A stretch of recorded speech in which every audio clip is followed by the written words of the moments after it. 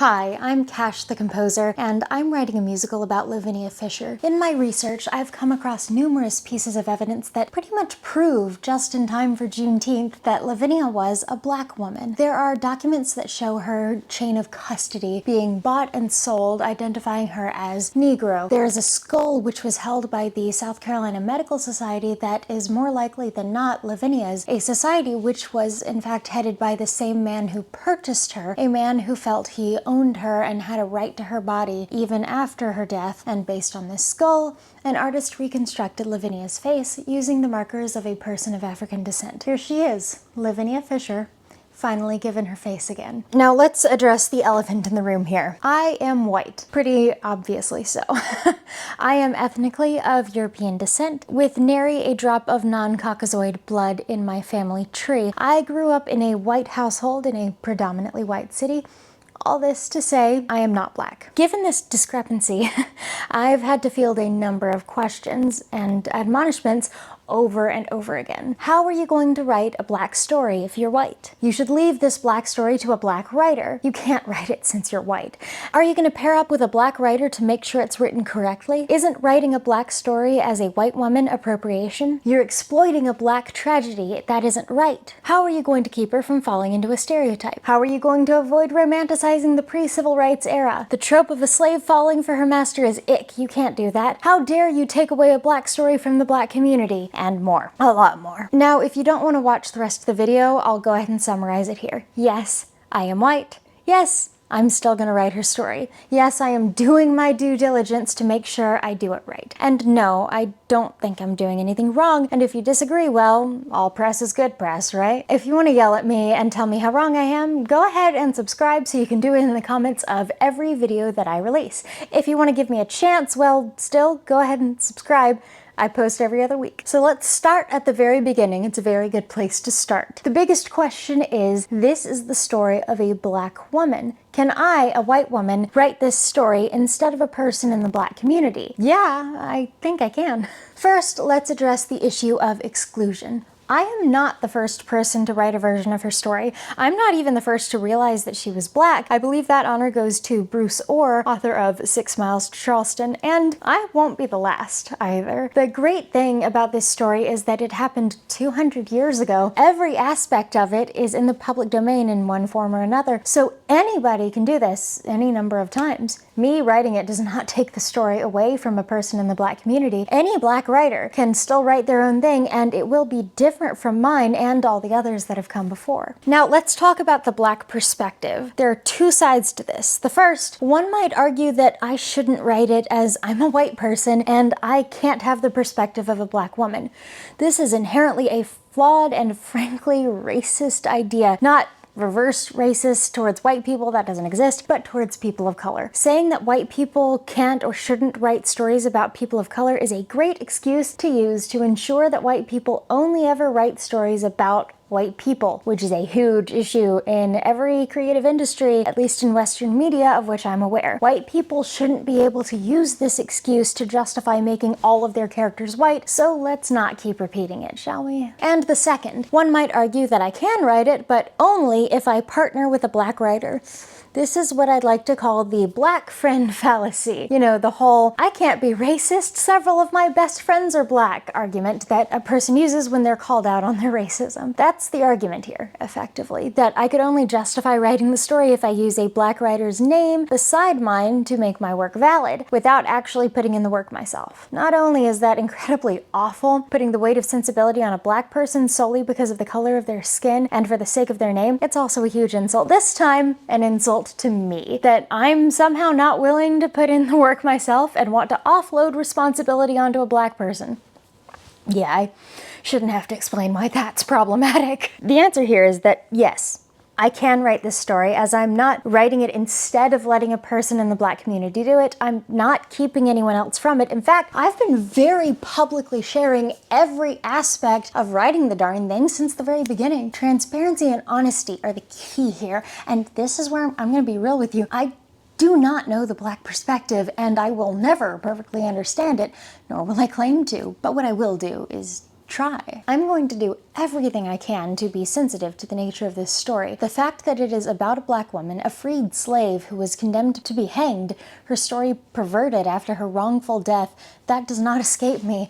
The fact is that I will never be able to identify with many parts of her life, but I can identify with distinct parts of it. Just like her, I'm in an interracial relationship. I cannot fathom being persecuted for love, but I do understand some part of how she felt about her husband. And that's a big reason why I really want to do this right, because all humans and their stories are relatable, at least in some small way. You just have to find that starting point. Where to begin. A big thing to remember is that the color of one's skin or any other aspect of one's identity does not predispose a person to any stereotypical behaviors, personalities, beliefs, etc. There isn't a template that shows how to write a person once you fill in the requisite parts of their identity. All human beings have a full range of emotions, values, whatever else, but some tropes may wriggle their way in there regardless. How do I address these traits without making her into a caricature and archetype? Let's address the various tropes that could potentially apply. First, the Africa is a country trope. A lot of people, when discussing Africa or people from the continent, treat it as one big country rather than the dense and rich mix of so many varieties of cultures that it actually is. Unfortunately, I do not know where exactly Lavinia came from, and she may not have either. She may have been born across the water, or she may have been born here in the States. I cannot factually prove either way, and believe me, I've tried. But when I'm writing, I follow Kurt Vonnegut's rules for short stories. I'll do a video on that later. And one is that the story should begin as late as possible. I plan to start the story on her wedding to John. Her past, specifically any childhood she may have had prior to being enslaved, may be referenced, but only in scant allusions to what may have been. I will keep this particular trope in mind whenever there is any moment that might fall into this trap, and approach my lyrics and such mindfully. Next, we have the trope of blackface, taking a white performer and putting on black makeup to create some facsimile of a black character. Now, obviously, I will not do this literally, but the question always exists of the metaphor, the potential of writing a character as though she's white and then just slapping the black label on and calling it a day. She has to be written as a black woman. Her identity is a massively important aspect of her character. I just have to work to balance the scales between writing an authentic black character and relying on stereotypes. The mammy is, according to TV tropes, a middle-aged, often overweight black woman employed as a domestic servant to a rich white family, usually as a maid, cook, or nanny. During slavery, she was largely resigned to her enslavement, perhaps even finding happiness in slavery, likely owing to the fact that she lived and worked in the big house rather than toiling in the fields. After emancipation, Mammy continued to serve as a menial domestic to whites and continued to aspire to little higher. Mammy is often very plain in appearance, with no expressed sexuality. Mammy is poorly educated but has abundant common sense and is competent in her domestic duties. She is servile toward the whites, but may be an apron matron, i.e. very hard on discipline toward her own family. There are a lot of aspects of this archetype that could be related to Lavinia. After all, the trope did originate here in the South. She was a slave and then upon emancipation continued to work in a position where she essentially served a population. Slaves are often portrayed as uneducated, and sexuality is often used to paint them as savage, so to be safe, writers overcompensate in the other direction. And her relationship with John could easily fall into that apron matron archetype. How do I avoid all this? First of all, I'm not gonna sugarcoat that she was a slave. She was, and it's just a fact of her life. However, she was hardly uneducated. You see, when Joseph Glover purchased Lavinia and her sister, it was just before he began to build the now famous Satili Glover mansion, and by he, I mean his slaves. According to the documentation about his slaves, a great number of them were quite skilled tradesmen, stonemasons, blacksmiths, and the like. It is not unreasonable to think that Lavinia and her sister may have had similar expertise, or even if they didn't, they may have learned a little while working at the Glover estate. She was only 17 when she was sold, the same age that people now begin studying for their careers. Even if she didn't learn any of these trades, we can't ignore the fact that upon being freed, she ran her own business. Lavinia, even if she wasn't traditionally educated as per white people convention, definitely had skill, trained skill. She may not have had that innate wisdom the mammy archetype is known for. No. Everything we know about her points to the notion that she worked for her knowledge. Now, the next issue is the question of sexuality. I do not want to overcompensate and go into the Black Jezebel archetype. From TV Tropes, a Black Jezebel is depicted as lascivious, sexually deviant, exotically alien, and often eager for male attention. Her primary role in the work is to act as Miss Fan Service, or, in more blatant portrayals, as a mockery of her race's appearance, often with little personality other than love or lust, again, especially for white men. This stereotype is easiest to spot when the character is the most or only sexualized or outright objectified woman or character in the work. There's a lot of danger in this archetype as it paints black women as inherently more sexual, so I want to avoid that. I could go into a lot of detail here, but there's a simple answer. Simply put, I'm not gonna sexualize her, and at the same time, I'm not going to remove her sexuality. I'm gonna let her be a woman in love without objectifying her. Now, there is still the issue of her sexuality in terms of her relationship with John, the nephew of her former slave master.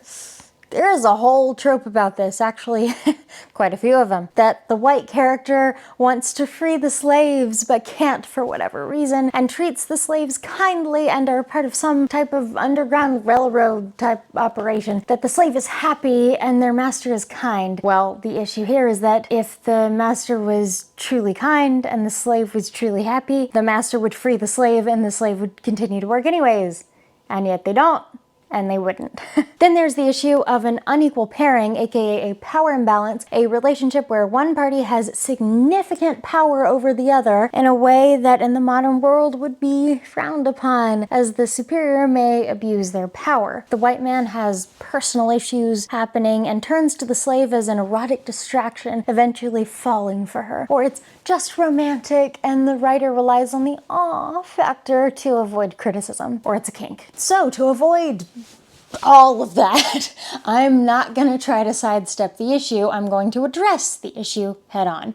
I can't avoid the slave/master trope because it's literally what happened. What I can do is play it straight. John didn't run some kind of underground railroad operation. He didn't want to free all the slaves, at least not that I could tell. He didn't coerce Lavinia, he loved her. Why else would he have likely freed her sister? He had nothing to gain by doing that, and he had nothing to gain from seemingly giving her a proper burial. She freely gave her heart, Lavinia did. He followed her across state lines and paid for her freedom. There's no manipulation. John did not claim ownership of Lavinia, so I'm gonna treat their relationship as a healthy dynamic, one without any fetishization, without Stockholm Syndrome, etc. And I'm definitely gonna avoid the white savior trope. John purchased Lavinia's freedom, yes, but that doesn't make him a hero. He tried to purchase her freedom a second time and failed, and went back to her anyways. Not out of some savior complex either time, but out of love. John will not be some perfect saint. After all, both times he stole and cheated to get the money to do it. He was flawed. Lastly, we have the trope of the sassy black woman. Again, from TV Tropes, she's defined by her vivaciousness, humor, and joie de vivre. She is not only a pleasure to be around, but is also the go-to girl for advice and help. Though generally fun, insightful, they are still firm in decisions, trustworthy, and speak their minds. The character will usually be sexually liberated and have no qualms acting in a sexual manner, although usually in a less pronounced manner. There is a variation on this, the regal deadpan snarker, who will often be well-spoken and articulate, with a more highbrow vocabulary and a regal, imperious manner of expressing herself, but still willing to toss subtle or unsubtle barbs and make herself heard. This is where we start to get into the trenches of interpretation. We have no record as to what Lavinia's personality was like beyond one upsetting sentence from Reverend Furman. This trope comes from overcorrection, trying to be both feminist and not racist by making black characters outspoken and defiant rather than submissive as per the ideal slave idea. So let's not do that. I'm going to use the events that I can determine in her life to try to craft a character that is genuine. I'll look at the records and writings of and about the black women from the time to get an idea of the vocabulary she may have used, the turns of phrase. I won't try to make her overly articulate, nor will I make her into some ridiculous savage. I won't try to make her consistently and solely funny, snide, sarcastic, snarky, whatever else. She won't be so one note. She might have moments of humor in response to events, but they will will hardly be the only aspect of her personality. She has a limited view of the world, so she won't be the wisest person who knows everything. She'll stress when she doesn't know things and will ask for help when she can, but won't when she can't or doesn't want to. She may not speak her mind. After at least 17 years of slavery, it would take a lot of trust to get past the mental hurdle to be able to do that. I'm gonna do everything I can to make her an honest, multi-dimensional person. She had a sister who died, who she buried. How did that affect her? She couldn't legally marry her love, but they considered themselves man and wife anyways. How did that change her relationship with her husband? She was a business owner, and she defended herself when she was attacked. She had some self-esteem. How might that have come about? And how might it have affected her time in prison? There is a lot to think about in regards to her person. I won't use a stereotype to craft her. I will use what little I do know to do the best I can to make her as real and rounded as possible. Really, it's about finding the logic behind every choice I make that could land us in one of these tropes. Everything I write, I will ask why, even if it gets uncomfortable, especially if it gets uncomfortable. That's the point. Critical thinking is so important. What are my intentions? Does my research support what I'm doing? Have I done enough research and listened to the voices that represent this community? Am I hearing the criticism, etc.? Positive representation that is not informed by stereotypes, but instead by actual research. Now, of course, there is the line between stereotypes and culture. It is a poor person who sacrifices representation of the rich cultures of the Black community for the sake of fear of negative reactions. I live in Charleston, where the Black community is freaking awesome, with this wonderful, and I do mean wonderful, culture that is just beautiful. The Gullah culture. Its customs are just amazing. Its craftsmen and artisans create gorgeous works, and the language is unique and song-like. There's a reason it inspired each incarnation of Porgy and Bess, and don't worry, we'll be talking about Gershwin in a minute. I'm gonna spend a good amount of time immersing myself in the Gullah culture, and I'll be honest, I'm extremely excited about this part because it's genuinely one of the best parts of Charleston. Not just that, I'll be doing my research so I understand the shape of Gullah culture at Lavinia's time. I must note, I will not appropriate the culture. I will work to understand how customs are meant to be used, why, by whom, and fully realize what elements are appropriate and when. I will work with people in that community to ensure that I do not misrepresent elements of the culture, and I'll keep an open dialogue throughout writing and workshopping, and even through the performance. Now let's get to the big issue here, which is the exploitation of tragedy. Writing a story because you think the most important stories are the most painful stories. This especially includes things like slavery, forbidden romances, segregation, wrongful incarceration, execution. Yeah, we're checking off a lot of boxes here. The thing is, the issue with tragedy exploitation is all about intention. I did not approach this story thinking I'd be able to capitalize on the plight of a Black woman with so many hot-button topics that'll have any civil rights activist foaming at the mouth.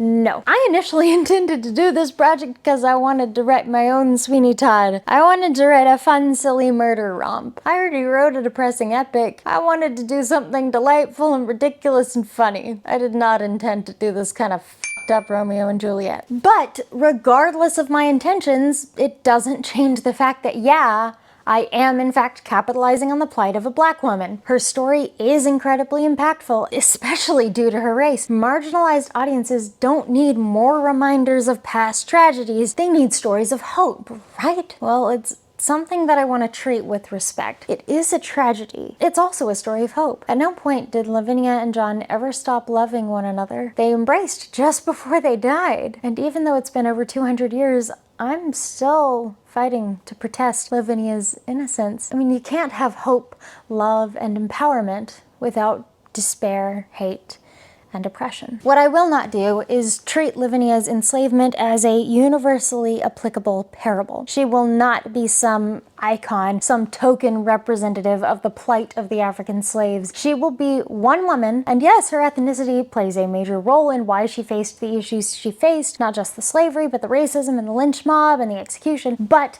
in no way will she be representative of an entire race of people. This is her story, and though she could have easily served as a martyr for the cause of civil rights, interracial marriage, and even feminism, that's not the point of the musical.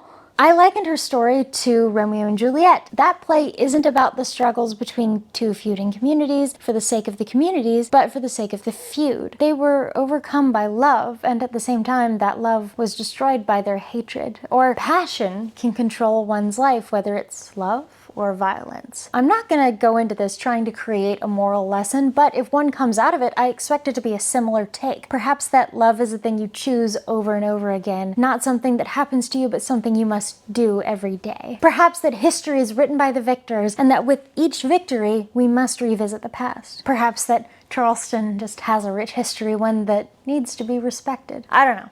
But it's not a story about race. It's a story about a woman. Full stop. I went to an all-women's college, and one of the reasons I chose to do that was because my two majors, mathematics and music composition, were both very male-dominated. I didn't want to go to class every day feeling like I represented half the population, so I'm not going to do that to Lavinia. She isn't going to be a symbol. She's going to be a person. I wasn't quite sure exactly where to include this in the video, but I need to talk a little bit about language. At the top of the video, I used the word Negro. This is because this is the word written on the contract of sale from Colonel George Fisher to Dr. Joseph Glover, identifying Lavinia's race. Unfortunately, the language of the time is like that. Now, I'm not going to use this as an excuse to use hurtful, harmful, etc. language. That would be pretty disgusting. Language is a malleable thing, so I'm going to try to use authentic vocabulary as much as I can while still steering far, far away from words, phrases, etc. that are less than kosher. We're 7 pages in, and I could easily keep going for another 70. I could talk about how when I'm casting, I'll be sure to cast it mindfully. I could talk about how I'll get sensitivity readers to double check my work. I could talk about drawing up a chart that will help me develop her character. I could talk about looking at well-written characters similar to Lavinia, black or not, that I could use as a model for her characterization. I could talk about how I'll be focusing on her motivations and forming an identity that is not solely reliant on her race, but instead informed by it, such that her character feels authentic without being a caricature. I could talk about how I'll be studying music by black composers, black spirituals, and black history to let that influence my music without trying to co-opt any style as my own. I could talk about a lot of things, but they're all things that I'll be addressing in future videos as I actually document the process of writing. So if you want to see all these and more discussions, subscribe so you don't miss them. I'll just talk about one last thing here, and that is Porgy and Bess, as promised. You see, my show isn't the first musical to come out of Charleston which has black characters and is written by a white person. Porgy and Bess began as a novel, then a play, then a musical. We're going to focus on the musical by George Gershwin. Gershwin came down to Folly Beach to feel the rhythm of the city, to get in tune with our culture. He got involved with the Gullah community and studied their music, mixing it with elements of the New York jazz style, combining folk songs with operatic ballads. He had the right idea, though his execution was flawed as his depiction relied on some stereotypes, and the dialect wasn't always kosher. However, Gershwin did insist that the cast solely be black in every production, so that goes to show his intention. Hall Johnson, an African-American composer, probably put it best. He wrote that it was not a Negro opera by Gershwin, but Gershwin's idea of what a Negro opera should be. Others would call for a boycott of performances of the opera for perpetuating racist messages, even after some performances led to integrated audiences at previously segregated theaters, and some theaters hiring their first ever black actors. Others still would admonish Gershwin for telling black stories, instead saying that he should have amplified the voices of actually black writers. Even some of the actors in the original cast, many of whom were not considered for traditionally white roles and welcomed the opportunity, would later voice their concerns in perpetuating harmful stereotypes. Yes, there was racism, albeit no worse than the standard for treatment of black characters by white writers of that age, and unlike many of those portrayals, there was a marked effort to have proper representation. Porgy and Bess remains a very controversial topic, divisive, to say the very least. But I want to talk about one of the biggest criticisms of the show, and that is the N-word. They used it quite frequently in the original libretto, and both Hayward and Gershwin used it in their own speech, and Hayward would justify it as a word they heard 50 times a day, dismissing concerns as it was authentic and inoffensive. However, the show evolved after this criticism, thankfully, nevertheless, as the original company, namely a Bess by the name of Etta Moten, apparently convinced Gershwin to cut out this term. I'm looking at Porgy and Bess as a design of what not to do in regards to feedback. Instead of dismissing concerns, or worse, saying that those concerns are wrong or invalid, and waiting until someone literally threatens to walk from the show to do something, I'm gonna listen immediately and adjust my work accordingly. That is the key. Openly listening to feedback. I don't want to write a show that feels like I'm trying to write Black music, but I do want to write a show that pays homage to the amazing music that's come from the Black community and blend it with my own personal style. I don't want to write a Black character that feels like a cobbled collection of stereotypes with a pretty voice. I want to create an authentically real, flawed character whose identity is shaped by but not wholly consistent of her Blackness. I don't want to write a Black story. I want to write Lavinia's story. Am I making sense? One quick side note, I am taking some cues moving forward from a terrific book on the subject of interpreting difficult history. In fact, that's the title, recommended by Jude from Blue Bicycle Books. Thanks, Jude. It's written regarding the display in museums of historical events that are tricky to cover for a variety of reasons, and it actually directly addresses many concerns that I have for this show, not least the racial component, enslavement, capital punishment, but also the aspect of holes in the story, the trouble of perspectives, etc. It's already been a terrific resource, and I just may end up devoting an entire video to discussing what I've learned from it. I don't know if this video is going to quell anybody's concerns. It probably makes me look like I'm defending myself, and I mean, yeah, to be fair, I am. I hope you'll give me the chance to show you all what I can do here. In the meantime, go check out my past videos to see how I've gotten to this point, and I'll see you next time. We're going to be talking about framing devices as I figure out how to structure my show. So go ahead and subscribe so you don't miss that video. I'm really excited to start digging into the writing portion of things, and I hope to see you next time in 2 weeks. Bye, y'all.